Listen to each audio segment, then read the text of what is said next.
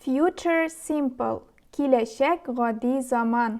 Әлеге заман киләчәк эшләр һәм планнар турында сөйли. Графикка караганча, X тамгасы белән без киләчәктә ниндидер эшне, планны билгелибез. Future simple'ның ясалышы җиңел. Иң башта субъект килә.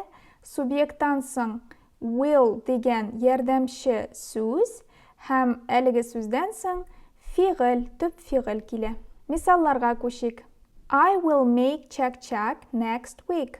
Мин киләсе атнада чәк-чәк әзерләячәкмен.